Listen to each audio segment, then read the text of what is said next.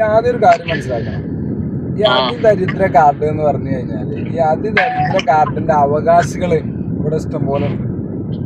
അപ്പൊ നിങ്ങളിത് ഒന്നിനാത്രം പോകുന്ന രണ്ട് ആമക്കളുള്ള കൊടുത്തേക്ക് അതിദരിദ്ര കാർഡ് വേണമെന്ന് പറഞ്ഞാൽ അതൊന്നും ഇപ്പൊ നടക്കൂല. നിങ്ങള് ദരിദ്രല്ല വെച്ചിട്ട് ഞാനും ഇവിടെ ദരിദ്രരാണ്. അതിന് അതിദരിദ്രം അതിന് ഞാനാ പോയി. അനക്ക് നോക്കാൻ ആളുണ്ട്, അനക്കും ഉമ്മാക്കും നോക്കാൻ ആളുണ്ട്. നിങ്ങൾക്ക് കാരണവല്ലായാലും മകനായാലൊക്കെ നോക്കാണ്ട്. എനിക്കാരാള് എന്നെ നോക്കാൻ ആളില്ല. നമുക്ക് ഒരു സഹായം ചോദിക്കാൻ പറ്റിയ ആളില്ല. നമുക്ക് പണ്ടേ നമ്മളാണ് ദരിദ്രൻ, നിങ്ങളൊക്കെ റിച്ചാണ്. പിന്നെ എനിക്ക് 21 കഴിഞ്ഞിട്ട് എനിക്ക് 2 വട്ടം 21 കഴിഞ്ഞു. എനിക്ക് പ്രായപൂർത്തി 2 വട്ടമായത്. ഇന്ന് റേഷൻ കാർഡിൽ നോക്കിയ ചെറുമകൻ എഴുതിയിട്ടുണ്ട്, അയ്യൂബ് ചെറുമകൻ. ഞാൻ ഒന്നും ചെറുതില്ല, എനിക്കതിൽ പ്രായം.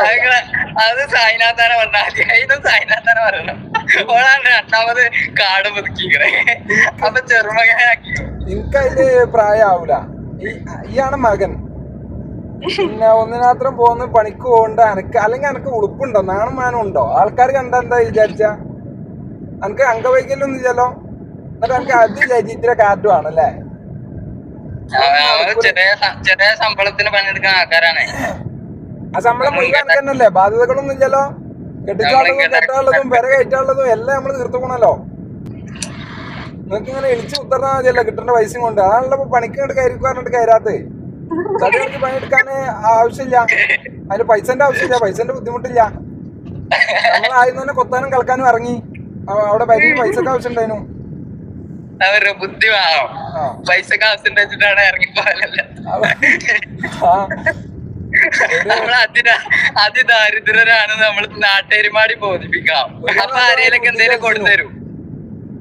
അത് നാട്ടുകാരെ ബോധിപ്പിച്ചു കഴിഞ്ഞാല് നമ്മൾ പണ്ടിരുത്തിയിലേക്ക് ആൾക്കാർ ആരെയൊക്കെ ആയിട്ട് കൊടുത്തരും. ഈ അങ്ങനെ നടന്നോ? ഈ മഹാഉടായിപ്പാണ്. നമുക്ക് ചോദിക്കാനും പറയാനും കാരണവും ബാക്കിയൊന്നും ഇല്ലാത്തതുകൊണ്ട് നമുക്ക് പണിക്ക് വേണ്ടി വന്നു. അതുകൊണ്ട് ഇപ്പൊ വെള്ളക്കാടായില്ലേ? പണിക്ക് പോയിട്ടില്ല, മഞ്ഞക്കാടല്ലേനോ, അരി കിട്ടുന്നേനോ, വെള്ളറച്ചു. ഇപ്പൊ എനിക്ക് അന്തസ്സായിട്ട് 4 ആള് മുമ്പ് നെഞ്ഞു വിരിച്ച് നടക്കാലോ. വെള്ളക്കാട്ടിന്റെ ആളാണ് അറിയാലോ. ഇതുവരെ എങ്ങനെ നടന്നിട്ട് വെള്ളക്കാട് ഞാൻ അവിടെ ഫ്രെയിം ചെയ്ത് വെക്കണം എന്നാണ് ഞാൻ ആലോചിച്ചത്. എന്റെ ഓടിട്ട് വരന്റെ മുമ്പ് കൊണ്ടാക്കരുത്, ഞങ്ങള് ദരിദ്രരാണ്. നിങ്ങളെ വാർപ്പുംപരന്റെ മുമ്പ് വെച്ചാൽ നിങ്ങക്ക് വാർപ്പുംപരല്ലേ, നമുക്ക് ഇപ്പോഴും ഓടിട്ട് വരെ. അതന്നെ നമുക്കില്ല, അതന്നെ വാടകക്കാം.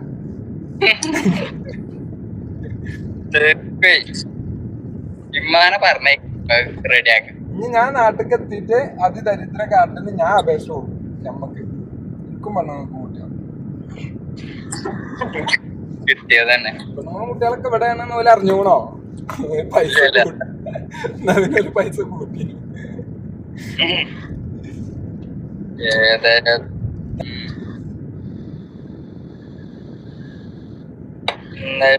ഇതിനെ ഇമ്മാനെ പറഞ്ഞാ മതിയേനു. ഇമ്മ വഹിക്കണെങ്കിൽ എങ്ങനെയാലും എല്ലാതെയും ഇതും പറഞ്ഞാണ്ട് ഉറപ്പ് കൊടുക്കാതെ നമുക്ക് മഞ്ഞക്കാടനെ കിട്ടി ചെയ്തിനു. ഓവർ ആക്ടിങ് ആയിട്ട് അവരെന്ത് ചെയ്യും? ഈ ചുവന്ന കാർട്ടിന് താഴെ ഒരു പുതിയ കാർട്ടൺ ഉണ്ടാക്കും.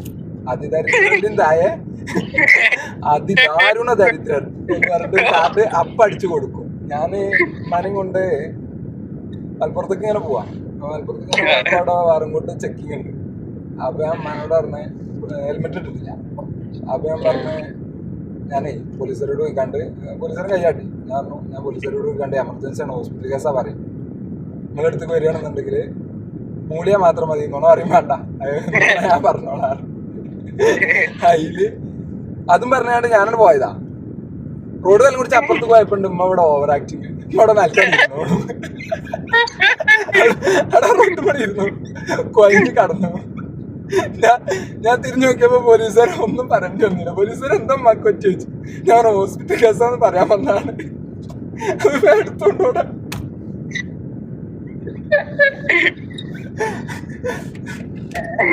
ഞാനേ ഞാൻ സൈറ്റിലെത്തി, ഞാൻ വിളിക്കാം. ഓക്കെ.